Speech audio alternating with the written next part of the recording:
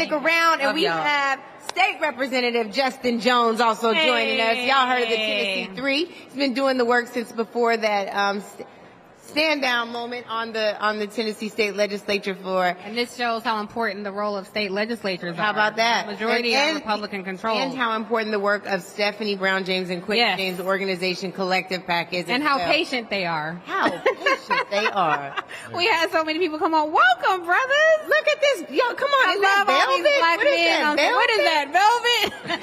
Crush velvet. We love it. I love all these black men on set tonight. We've had quite a few, and I think that piece is so important because, even watching our comments, I don't know if you all have been looking, but there are people who feel left out of the conversation. And particularly a lot of black men have felt that way. So I just want to say welcome home. And we are so happy to have our counterparts. Our community would not be the same. We love black men. We love having you all as your counterparts, and we are never trying to drive an agenda that divides us. So we are partners in this work. So thank you all for being here. I want to come to Mo. We kind of had you sitting around waiting, but I want you to talk about the purpose of working families first. We actually were having a whole text conversation because he got some unintended fire on a Breakfast Club interview that I did with Jill Stein the other day, and she talked kind of trash a little bit about Working Families Party. So I want you to talk about what it means to actually win some elections. Oh my. Oh my. Oh my. Oh my. It's really good to be here with you, sis. Love Brother, you. it's been a while. It's good to see you. I had y'all's endorsement. Got That's me right. for the primary. It was an honor to endorse you, and sis, thank you so much. All of y'all. I mean, man, when y'all launched, I knew I wanted to be here, so it's a true honor to actually finally be sitting here. That's dope. And the Working Families Party, we've been around for 26 years. I've been at the helm for 6 years, and what have we been doing? We've been building a third-party infrastructure from the ground up. Because of everything that we talked about, we recognize that independent black voices aren't often welcome in political spaces. And what we believe is we have to do the hard work to build the infrastructure, to resource people in order to, for example, this Tuesday in Delaware, right? Cam Smith in Delaware defeated the Speaker of the House, a Working Families Party, a black organizer, Working Families Party candidate, and now she's going to be representing all of the interests that we talked about on this program in Delaware, right? So you talk about winning elections, right? While folks were trading barbs online, we were doing the hard work, state by state by state in 20 states, actually winning with grassroots black candidates. For example, Tish James. Yes. Tish James is the Attorney General of New York and was able to hold Donald Trump accountable. What a lot of people don't know is that her entrance into politics started off as a Working Families Party independent candidate, right? You want to go into the South. We made black history in the city of Jonesboro, right? So this is like local, right? Danya Sarter. It's a black woman who's now the mayor of Jonesboro because of the Working Families Party infrastructure.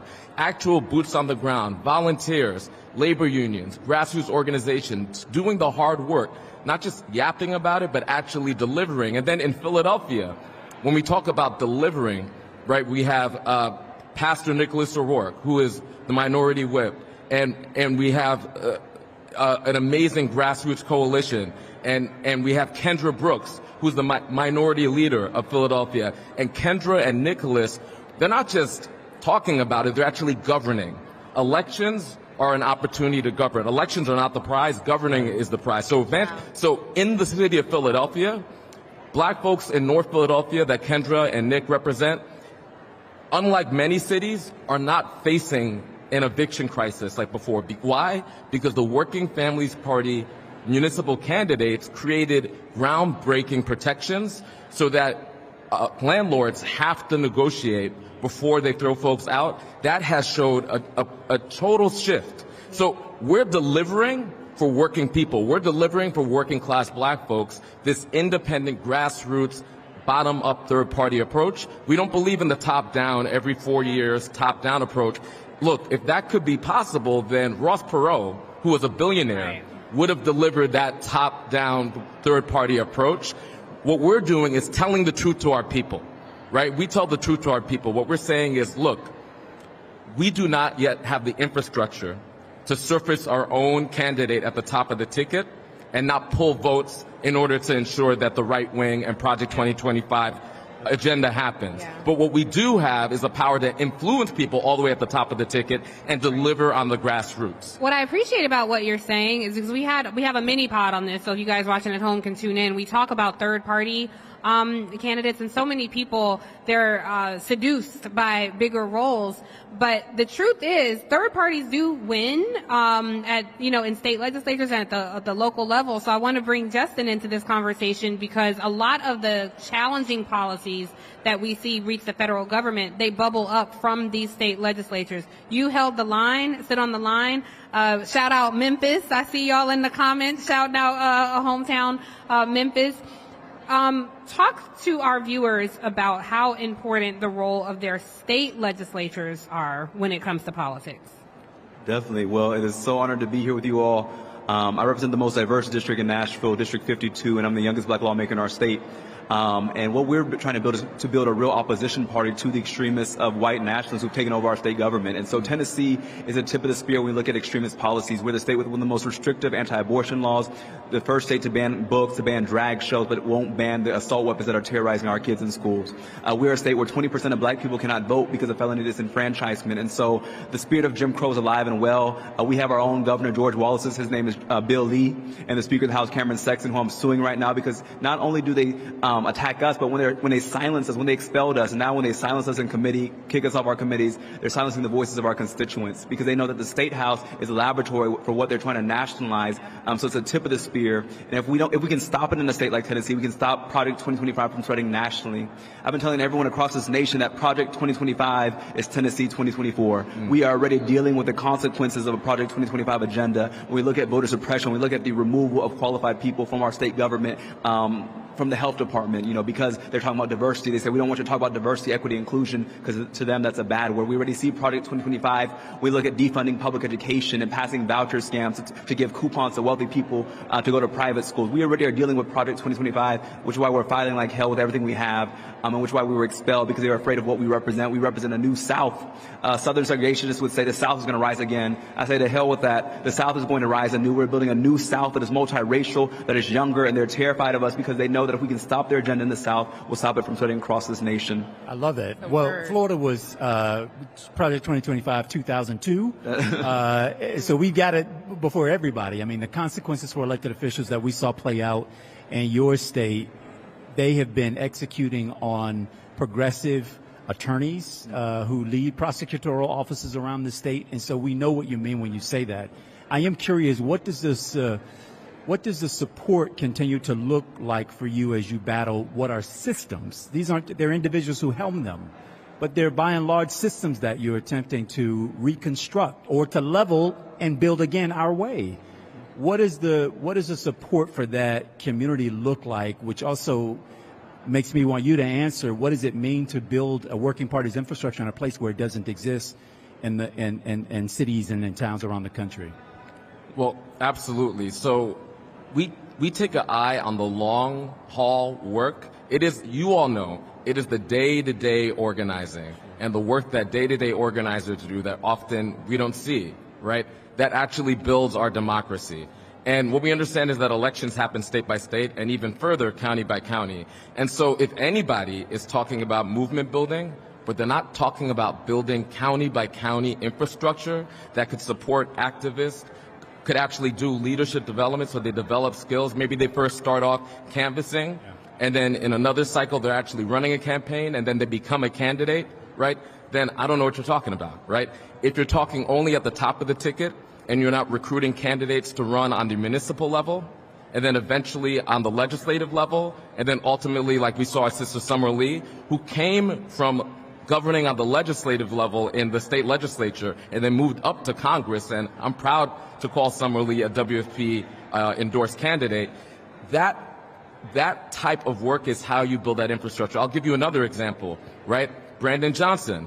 I met Brandon Johnson when he was a educator and a union organizer, and we had the honor to support him so that he could become the Cook County commissioner, right?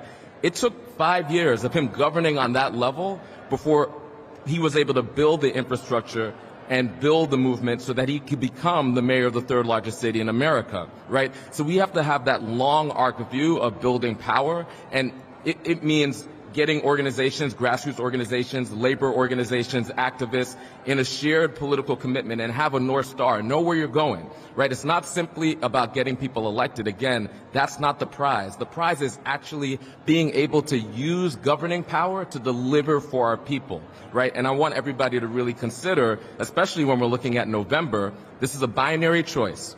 The Project 2025 agenda, because elections are about the future and elections are about a governing agenda, and then the alternative, the agenda that we could claim, right? And listen, politicians are who they are. It's not about putting faith in any politicians, even politicians that we might have an affinity for. It's about putting faith in our organization and our ability to organize once we get at the other end of an election. And that can only happen inside organization. Thank you all so much. Justin, I want to close with you, and I know we have to get you out to the dinner. Why is it important for young black folks to run for state and local office? So before I was elected, I was arrested 18 times, and I was banned from the state capitol, which is what led me to run. So the same troopers who went to court and lied on me had to hold the door and say, "Welcome, representative, to your office." Wow. And each of those charges were dismissed. And so it's important for us to run because, as Fannie Lou Hamer said, move on over or we'll move on over you, because we're moving on over. And so we must reclaim these seats. You know, my first week in the legislature, State Senator Jack Johnson, the Republican majority leader, was on the elevator with me. And his welcome to me was saying, "Jones, I just want you to know that you're worthless and you're not supposed to be here." And at that time, I was shocked I didn't respond to him. But actually, in hindsight, I have appreciation for Senator Johnson because he gave me clarity that I'm not there to make friends with these people. I'm there to make change for my district. And that's why I show up to committee every day about business, because what we're facing is serious, that they are using our state as a laboratory to test out these horrible policies that they're going to try and spread across the nation. We're the state 37208, the most incarcerated zip code in the nation. We're a state that, again, 20% of black folks cannot vote. And so it's important for us as young black people to run because we can represent a new vision of what a state like Tennessee can be. The birthplace of the Klan is also the birthplace of the Nashville student movement, where young people like Diane Nash and John Lewis rose up against Jim Crow, and it's our time again. And so, I have so much hope, and I'm excited about this election. So we're trying to gain 10 seats in our state legislature to break the Republican supermajority so they can't expel us again, so they can't cut off our microphones again. But if they do, we always stay ready with a megaphone, because we're not going to allow them to silence the voices of our constituents, because we represent moral clarity, we represent boldness, and we represent urgency in these policies when we look at the crises of our democracy, the crises of white supremacy, the crises of our economy, and we must fight with everything we have, because when history looks down on this moment, I want to say that we were on the right side of history, and that we stood on what we needed to for future generations. I'm so grateful for you all. Thank you all for joining Native Land Power. We are so, so thankful.